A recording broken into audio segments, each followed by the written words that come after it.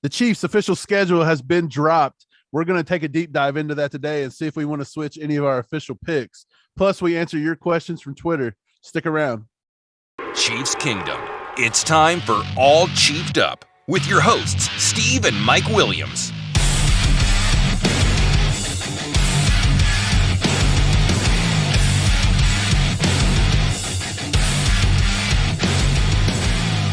From the Bluegrass to the Red Sea, this is the Kingdoms Podcast. Welcome back to All Chiefed Up. Thanks for joining us today. Go ahead and give us a like on this video. We would like to get to 50 likes. If we can get to 50 likes, that'd be awesome. We are going to discuss the Chiefs schedule. Also subscribe, hit the bell notification, and share with your friends so we can get the word out. But yeah, getting started. The Chiefs schedule officially dropped. We know exactly who they're playing, when they're playing, all that good stuff, Mike. So if you want to kick it off, and we'll just see if maybe anything changed between how we thought the Chiefs were going to do before we knew the lineup of the schedule to now when we know exactly when we're playing each team. Right. So I think you can correct me if I'm wrong. Our last video, we did 12-5. Is that what we said? Yeah. Yeah. Okay. So 12-5. So looking at the official release, one thing was apparent, and I'm sure you're going to agree with me. The Chiefs got completely screwed over. Like, the NFL seen their shot to screw Kansas City this year with the perception that Tyreek Hill's gone and we're going to be a little bit, in a rebuilding phase. And the NFL shot their shot to try to take us out of the playoffs this year, I believe. Absolutely. I mean, you saw it. The first 8 games of the season are against teams that had a winning record last season. The first time that's ever been done in NFL history as far as the schedule goes. So, yeah, I'm right there with you. I think they're trying to give Chiefs a hard way to go, try to kick them while they're down is what they're thinking. But I think they're in for a big surprise on how this team's going to react this year. Yeah, I do. I think they're trying to kick them while they're down, but down to what everybody thinks. I think everybody's kind of just writing us off a little too early. Again, absolutely. I was speaking today to an Eagles fan, actually, and you should hear the perception of other teams talking about the Chiefs. Like, according to them, like, our receiving core is just complete trash. The Chiefs will be lucky to win 6 or 7 games this year. Like, I'm just not understanding where this is coming from. Like, did they forget we still have Patrick Mahomes on this team? Man, it's a general consensus out there that the Chiefs are going to have a down year because we lost Tyreek Hill, and I don't understand where these people's heads are at. I think it's like wishful thinking because they're, they don't want to see the Chiefs succeed. But I think they're in for it, man, because this team, once it gets gelling together, we got a lot of young players. We got a lot of new talent on the offensive side of the ball as far as receivers go. More toys for Mahomes, taller targets, harder to overthrow. Guys looking to make a name for themselves and have a breakout year. Like MBS would like to come out and just, break out this year because he's been over there in Green Bay playing behind Devontae Adams. Then you got Juju, who's wanting to prove something that, hey, I'm back from injury. I'm still as good as I was, 3 years ago with the Steelers. And then, of course, you got McCole Hardman playing on his contract year, and he's tired of hearing stuff too. So we got a lot of guys that are hungry. And I think Mahomes is going to get out there and have an MVP type season. And it could be a big shock to the NFL how this plays out. Well, you hit the nail on the head when you said it will take a little bit of time to gel.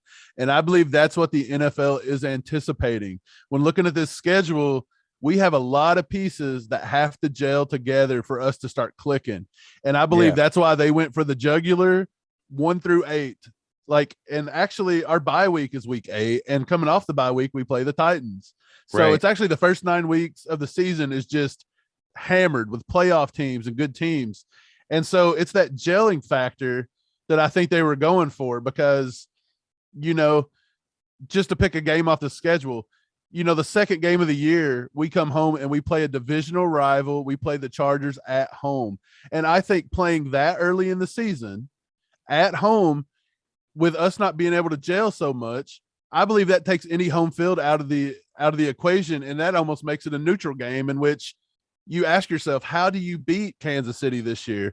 You got to catch them in the early part of the season before we gel. And, take away our home games early, like give us home games early. So that way, when we're not kicking at full strength, the crowd's not, You know what I'm trying to say?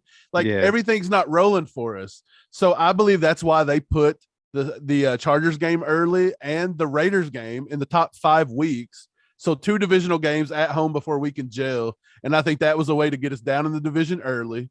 They also give us Brady in week 4. Again, I told you they would do that because they want the best chance of Brady to beat us. Buffalo And early as well. Buffalo early as well. And then when you start looking down the schedule, a week 8 bye is trash. This team may not even be jailed by week 8. So that one little bye week is not that great. Like we would prefer to have the bye week a little later in the season, I believe, because if we're going to make a run in the playoffs, taking a bye week in week 8, if you was to get to the Super Bowl, you're playing 13 straight games. That's an entire NFL season. Right. So I think they got the Chiefs they got them where they wanted them here. And I think, again, they're kicking them while they're down. They've also give us the Jaguars, week 10. And you would say, well, the Jaguars suck. But let me tell you something. By week 10, under Peterson and Trevor Lawrence coming back and Etienne coming back from injury, by week 10, they will have something figured out. And if you want to look at the schedule, the way it's laid out, the very next week is a divisional game against the Chargers. What do young teams like to do? Overlook inferior competition. So that's the best way for the Jags to compete with the Chiefs, I think, is to put us in a week where they think we could overlook them. Yeah. And so here's the beauty of the whole thing, though, because I think that you're right. I think you're onto something. I think that they are trying to kick the Chiefs while they're down, but I don't think they realize that the Chiefs aren't really down. I mean, that's just an outside perspective. It's a bad take because I think the Chiefs are going to be a very good team this year. And like you're saying, it could take a while for them to gel because it is a lot of young talent, a lot of guys that have not played together before. But what if they gel faster than people think? What if they come out and by week 3 they have it together already? I mean, things could be a lot different than these people are expecting. So I kind of like playing this role. I mean, I kind of see what happens with the Chiefs the last few years with all the success. Everybody hates them just like they hated the Patriots when the Patriots were winning all the time. Granted, the Patriots, there was a reason people hated them. They cheated and it was annoying to watch and referees loved them and all that good stuff. But I mean, with the Chiefs, it's just the fact that they're good and they're winning and people can't stand that. I mean, it's just how the world works. Well, to hear everybody say it, the year we won the Super Bowl, we cheated to beat the Browns with the Sorensen hit.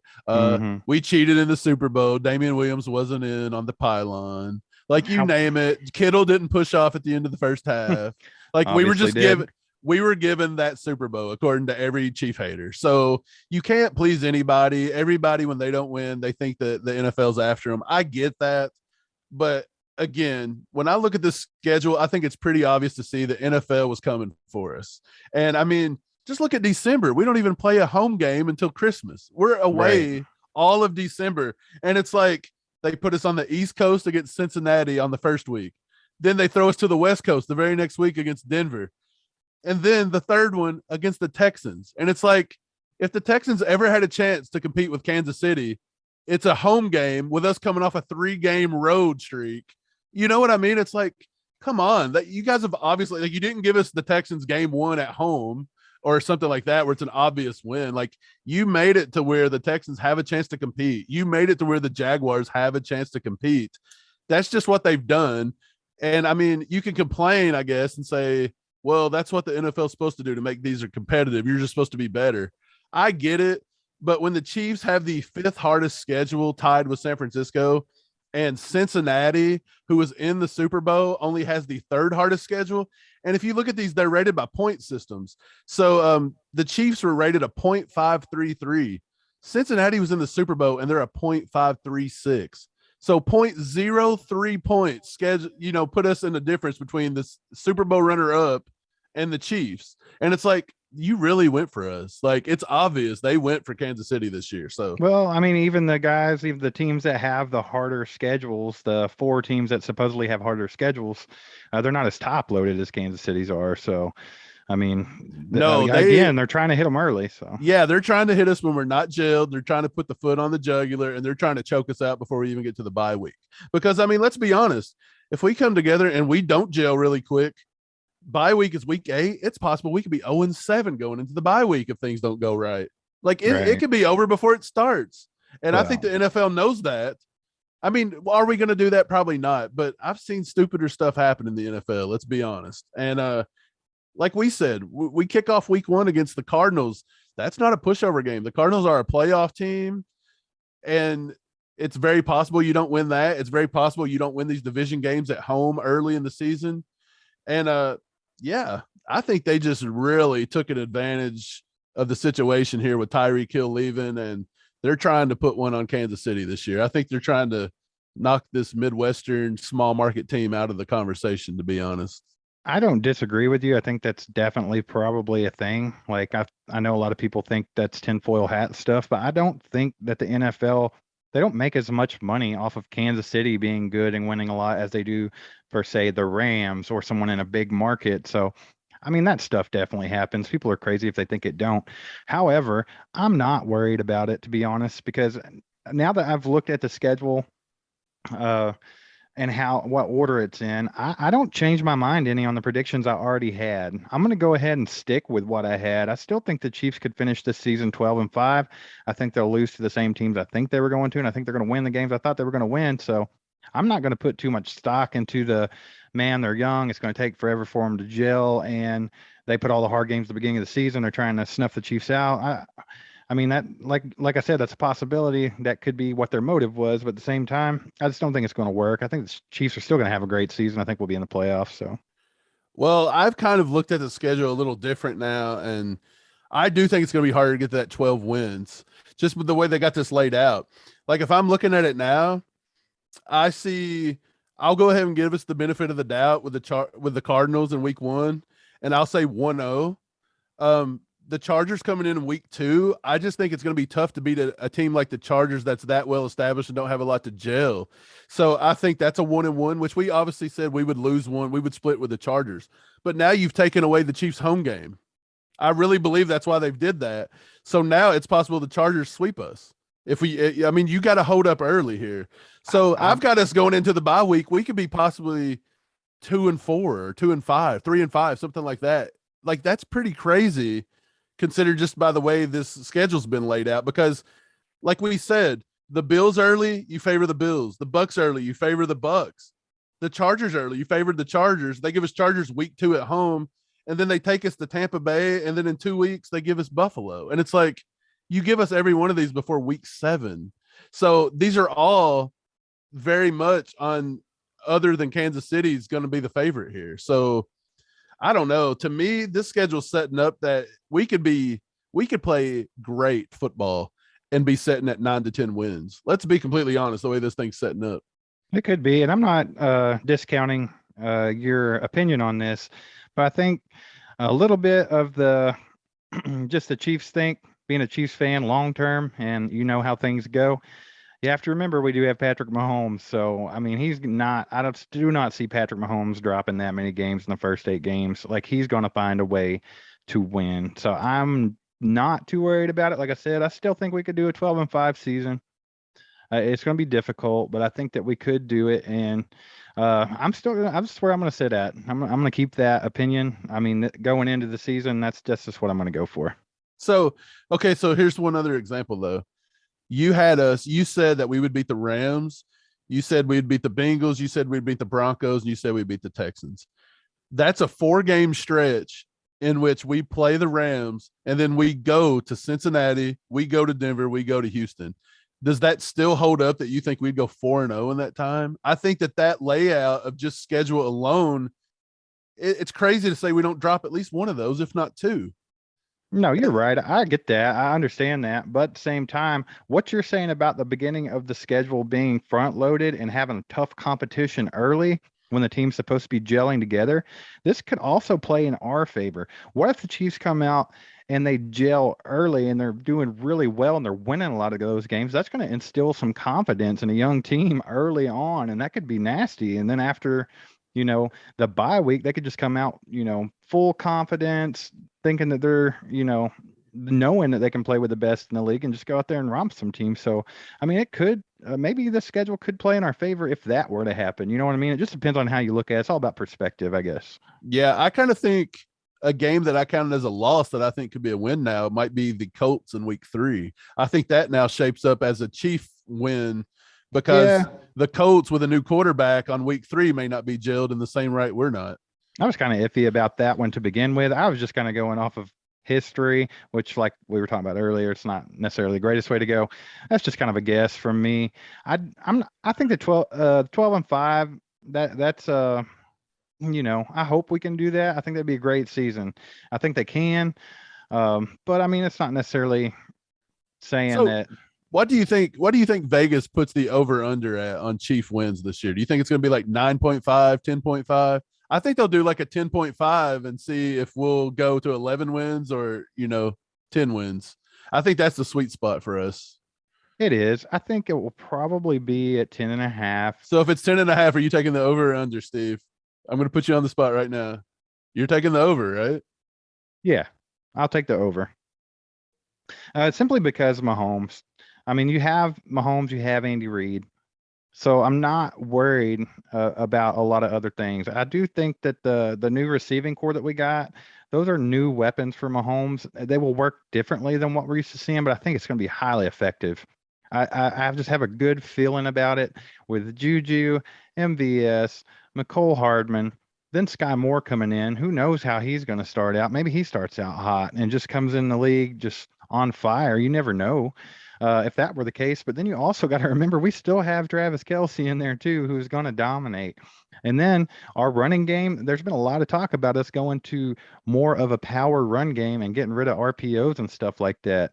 So, I mean, if we were to do that with Clyde and Rojo, and then if Derek Gore and Pacheco can contribute, I mean, they always do that running back by committee, but I mean, I just think that the offense has a lot of potential. I think the ceiling's very high for it. Defense, I think, will take a little bit longer to gel just because there's a lot of pieces that we had to fill in this offseason, and a lot of it were filled in by rookies, people that have not played in the league yet.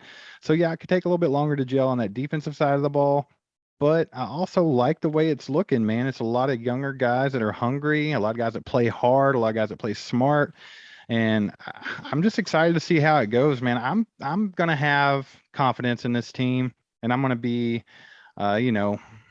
looking at it in a good light so far. I'm not gonna go in all negative. Yeah. Well, so the Chiefs went 12-5 last year. We struggled early. It looked bad. It looked bleak. They wrote us off. Some people wrote us off out of the playoffs after like 4 weeks. I don't think it's that bad. I do feel like though with this schedule, I just don't know if we get to that 12-5 again. I just can't see it. I think at the 10.5 over under, I'd probably take the under. I think 10 wins is what we're going to sit at. Don't be a negative I Nancy know you, about it, Mike. I know you don't like it, but I just feel like the way the schedule's shaping up and the way the NFL got us, it's going to take some amazing coaching. It's going to take some amazing QB play. It's going to take some early gelling, and our defense is going to have to, like, when the defense hits, if it takes us 8, 9, 10 weeks to gel, when they gel, they're going to have to be like a top 5 defense once they're all said and done for us to compete late in the season, I believe. So You know what I I don't think's know. going on here? I would say 10-7 is probably where I put us now. You know what So I I think's would going take on the here? under. What do you think?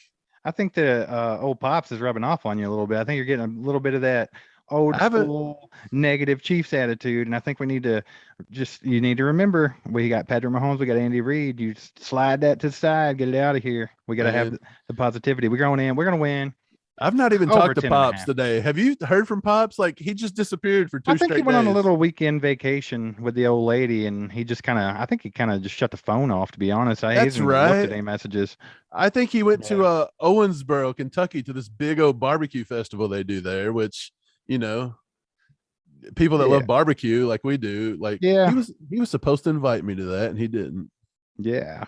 Well, he didn't invite me either, so don't feel bad. But so, do you see any relation to all the acquisitions in the AFC West this year and these teams really beefing up just to try to compete with Kansas City within the division? Do you see any correlation from that to the fact that 5, 6, 7, and 8 on the hardest strength of schedules are all the AFC West teams? Yeah, the AFC West is just brutal. Everybody knows it. When you put us on, I mean, think about it. Last year, the Broncos were the worst at 7-10. So they were just 3 games below 500.